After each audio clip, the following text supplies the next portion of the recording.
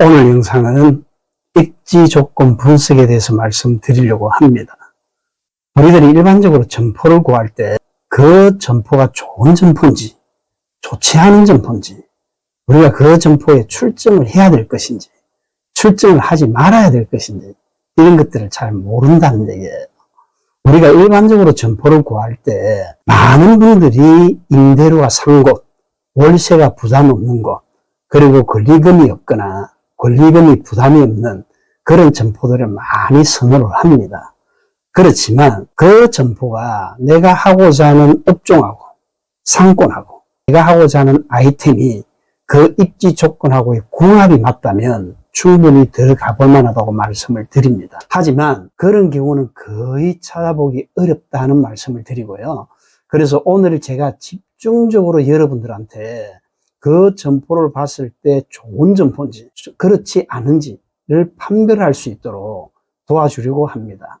첫 번째는 우리들이 일반적으로 그 점포를 볼 때 고객의 입장에서 보라는 얘기예요. 경영하고자 하는 나 입장이 아니라 고객의 입장에서 그 점포를 봤을 때 내 눈에 지금 잘 띈다, 그러니까 발견하기가 참 쉽다 하는 그 점포가 가시성이 좋다는 얘기고요.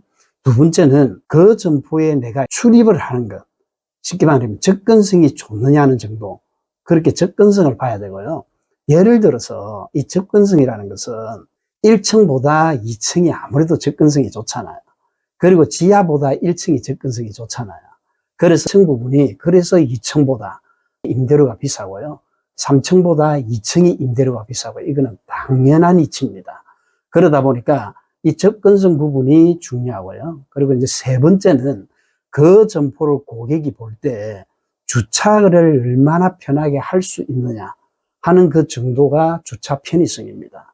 네 번째가 경영자 입장에서 고객들에게 내 점포 위치를 얼마나 쉽게 설명할 수 있느냐, 이 부분을 인지성이라 하거든요.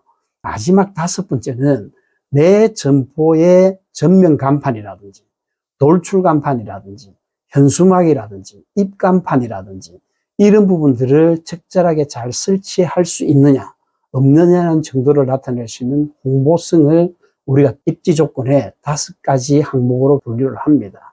그래서 여기서 보시면 가시성이라는 것은 고객의 눈에 잘 띄느냐 정도이기 때문에 100점 만점에 50점까지 줄 수 있고요. 접근성은 100점 만점에 20점, 주차 편의성은 100점 만점에 15점, 그리고 인지성은 10점, 홍보성은 5점까지 줄 수가 있습니다. 그러다 보니까 여러분들이 혹시라도 후보지 점포에 가서 그 점포를 볼 때 한 20m 전방에서 고객 입장에서 한번 유심히 살펴보시라는 얘기예요. 이 상권에, 이 상가 라인에 내가 걸어가면서 그 점포가 눈에 잘 띈다, 이러면 그건 가시성이 좋다는 얘기예요. 가시성이 좋다는 얘기는 양쪽 횡단보도를 무르는 코너 점포들이 가시성이 좋다는 얘기예요. 그래서 그 가시성 부분에서 일반적으로 100점 만점에 50점까지 줄 수 있는데, 이 부분 또 상권 유형이라든가 유동인구라든지 교통편이라든가 거주하는 분들의, 소비자들의 생활 수준이라든지 이런 부분들을 다 감안해서 그렇게 가시성 점수를 줘야 되고요. 가시성 양호한 부분은 50점까지. 그리고 우리가 일반적인 보통의 어떤 가시성이라면 50점 만점에 70%에 해당되는 35점이 보통이고요. 그 점포 가시성이 별로다, 그러니까 불량이다 할 때는 50점 만점에 50%인 25점을 주면 됩니다. 가시성 점수를 100점 만점에 보통을 줄 것이냐, 그러니까 양호한 그 중간 수준의 한 40점을 줄 것이냐, 이 부분들은 현장에 가서 많이 그 점포를 보셔야 돼요. 그리고 접근성 부분은 조금 전에도 말씀드렸다시피 100점 만점에 20점 부분이기 때문에 이 부분도 굉장히 중요하다는 얘기예요. 고객이 그 점포를 잘 출입할 수 있느냐, 그래서 그 점포의 전면에 도로에 무른 점포가 길이가 길게 접혀 있는지, 길이가 3m 정도, 4m 정도 좁아서 고객이 출입하는데 여러 가지 지장을 준다든지 이럴 때는 접근성이 좋지 않다고 판단하시면 되는 거예요. 그리고 주차 편의성은 매장 앞에 전면 주차를 할 수 있는지, 매장 뒤편에 후면 주차를 할 수 있는지, 전면 주차나 후면 주차가 할 수가 없다, 그 건물 자체 및 지하 주차장이 또 주차가 가능하다든지 안 그러면 한 50m 인근에 공영 주차장이나 노상 주차장이 있다. 이런 주차장 부분을 유심히 살펴보신다는 얘기예요.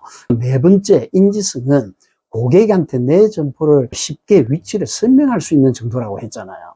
이게 100점 만점에 10점이기 때문에 주변에 유명한 파리바게트라든지 뚜레쥬르라든지 스타벅스라든지 이런 매장들이 있을 때는 내 점포를 설명하기가 쉽잖아요. 그래서 항상 그 상권에 갔을 때 유명한 프랜차이즈 브랜드의 매장들이 있느냐 없느냐를 먼저 살펴보셔야 된다는 얘기예요. 예를 들어서 이디야 같은 경우는 오래전에 출점 전략이 스타벅스 인근에, 스타벅스 근처에 이런 출점 전략을 가지고 있었다는 얘기예요. 그래서 인지성 부분도 그렇게 살펴보시고, 나머지 홍보성 부분은 제가 100점 만점에 5점이라고 얘기를 했더니 점수가 상대적으로 좀 적잖아요. 그래서 이론적으로만 점수가 그냥 약하니까 대수롭지 않게 얘기하는 분들은 많더란 얘기예요. 그런데 제가 상권 현장에서 오랫동안 몸담았던 사람으로서 현장에서는 어떤 사례들이 있냐면 가시성도 좋고 접근성도 좋고 다 좋았는데 이 홍보성을 간과해서 계약을 해버렸다는 얘기예요. 그런데 전면 간판이 길이라든지 높이라든지 폭이라든지 굉장히 작게 규정이 되어 있는 것도 있다는 얘기예요.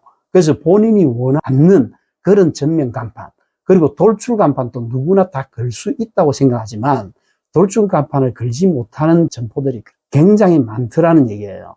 앞에 에어 간판이라든지 현수막 같은 경우도 제대로 걸지 못하는 매장들이 있더란 얘기입니다. 이렇게 여러분들이 점포를 구할 때 이렇게 5가지 항목, 입지 조건 5가지 항목들만 점수를 제대로 매겨서 여러분들이 그렇게 체크한다면 절대로 실패하지 않는 점포, 망하지 않는 점포, 그렇게 판별할 수 있을 거라고 저는 확신을 합니다.